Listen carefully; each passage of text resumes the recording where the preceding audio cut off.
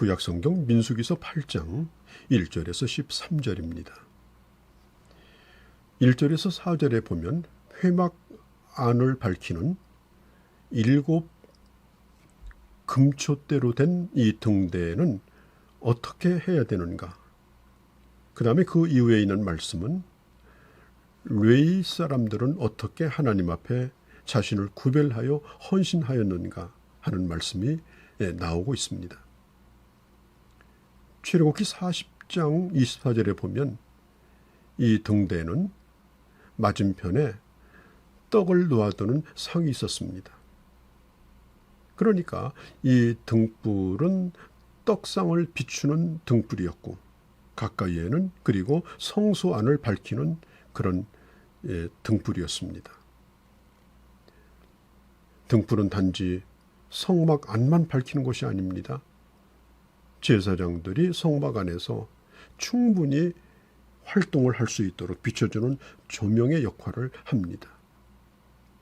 이 조명이 없다고 하면 제사장들은 캄캄한 곳에서 아마 기구에 걸려 넘어가고 어떤 일도 할 수가 없을 것입니다. 하나님께서 모세에게 이 등대에 대한 지시를 내리시고 그리고 모세와 아론은 그 지시대로 행했습니다. 이걸 그림으로 보여준다면 한눈에 이해가 될 수 있습니다만은 성경도 이 문자로 설명을 하려니 아무래도 길어지는 부분이 있습니다.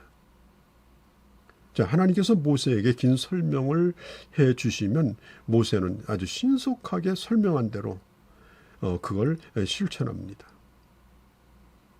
이 등대는 하나인데 이 양쪽에 가지가 3개이고 그리고 등잔 중심에 한 가지가 나와서 이 불을 7가지의 가지로 불이 켜지게 되어집니다. 그리고 성소 왼쪽에 배치가 돼서 불을 밝히면 온 성소 안이 환하게 비추고 떡상도 비춰지고 향단도 비춰지고 그리고 지성소와 성소를 가리고 있는 휘장도 어디 있는지 알 수가 있게 되고 또 제사장이 충분히 임무를 수행하는데 지장이 없었습니다. 자, 이 제사장의 등대가 빛을 잘 밝히도록 하려고 하면 이 방향을 가려지지 않도록 잘 잡아야 합니다. 7가지의 그 등불이 다 빛을 발하도록 방향을 그렇게 잡아야 되죠. 하나님은 우리를 빛으로 삼아 주셨습니다. 그리고 그 빛이 가려지기를 원하는 것이 아니라 산 위에 있는 높은 동네와 같이 이 세상 가운데 드러나서 하나님의 영광을 돌리기를 원하는 것입니다. 하나님은 우리를 교회 안에서의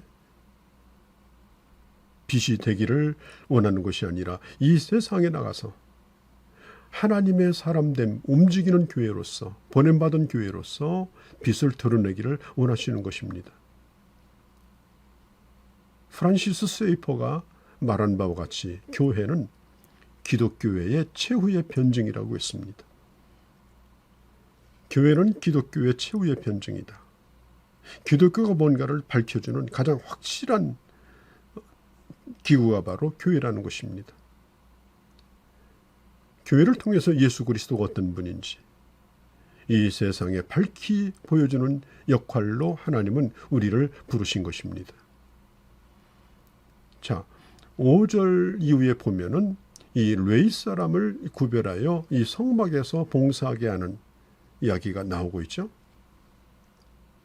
이 레위 사람들은 성막의 이 건물을 위해서 이제 3차에 걸쳐서 의식이 진행됩니다. 1차는 정결하게 하는 것, 그리고 2차는 그들 자신을 위하여 속죄 제사를 드리는 것, 그 다음에 3차는 그들 자신을 제물로 하나님 앞에 드리는 것입니다. 자, 1차로는 이 이스라엘 백성들 중에서 레위 사람을 데려다가 정결케 하라고 말하고 있습니다. 어떻게 정결케 합니까? 첫 번째, 속죄의 물을 그들에게 뿌리게 했습니다. 그러니까 지난날 좋지 못한 습관들을 다 털어버리고 이제는 성막의 일을 전담하여 하는 자로서 이제는 새로운 그런 삶을 사는 출발을 알리는 겁니다. 또 둘째는 온몸에 이 털은 다 면도하게 했습니다. 이 전부를 밀어버리는 것은 과거로부터 결별을 선언하고 이제는 오직 하나님만을 섬기는 이스라엘의 장자의 대표로서 철저히 구별한다라는 의미를 가지고 있습니다. 세 번째는 의복을 빨았습니다. 의복은 행실을 가르치죠.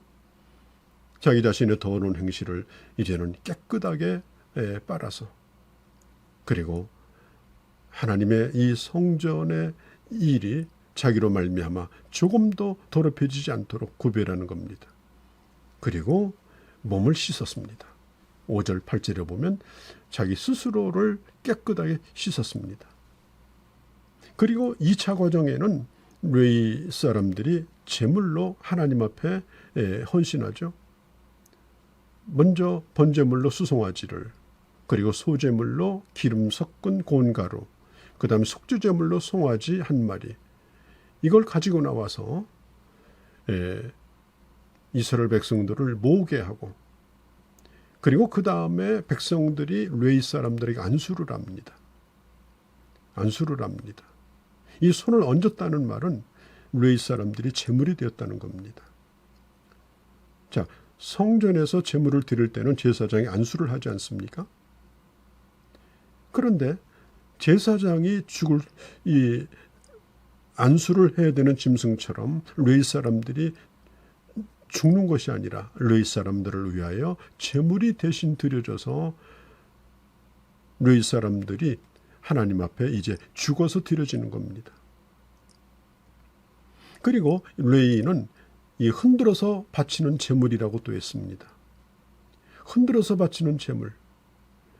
백성들이 레위 사람들을 이 공중에 들어서 흔드는 것이 아니고 그들이 가지고 온 제물을 하나님 앞에 흔들어서 요제, 흔든다는 의미를 가진 요제로서 그 제물을 대신하여 드리게 한 것입니다. 그리고 이 드려진 이 수송아지는 자기 자신을 온전히 드리는 그런 이 헌신의 의미로. 자, 그러니까 이 레위 사람들은 이 백성들을 대표하여 하나님의 일을 하고 있는 사람들이기 때문에 이들이 잘못되게 되면 결국은 백성들 이 전체가 영적으로 큰 피해를 입게 됩니다. 그래서 이 레위 사람들이 철저하게 하나님 앞에 드려지는 그런 절차를 밟게 된 것이죠. 자, 코람데오라는 말이 있죠. 예수 믿는 우리는 주님의 장자들입니다. 예수 믿는 우리들은 주님의 택하심을 받은 왕같은 제사장들입니다.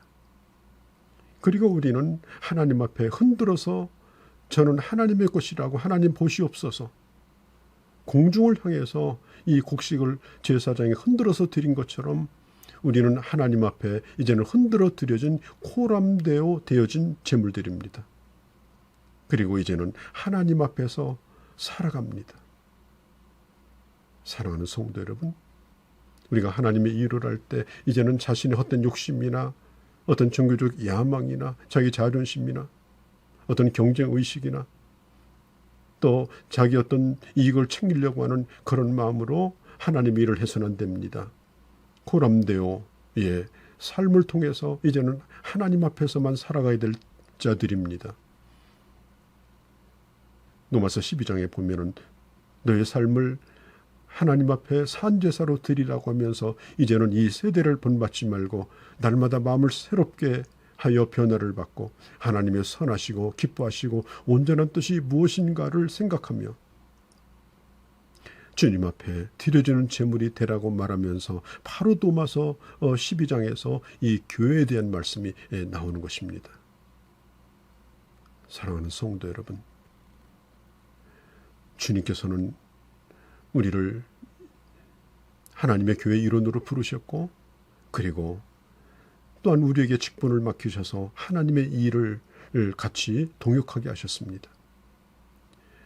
먼저 우리 자신을 하나님 앞에 드리고 그리고 드려진 자로서 이제는 하나님이 쓰시기에 부족함이 없는 제물로서 아름답게 쓰임을 받고 그리고 특별히 이 세상의 복음의 제사장이 되어서 이 세대를 살리는 이런 값진 일에 쓰여 지시기를 바랍니다.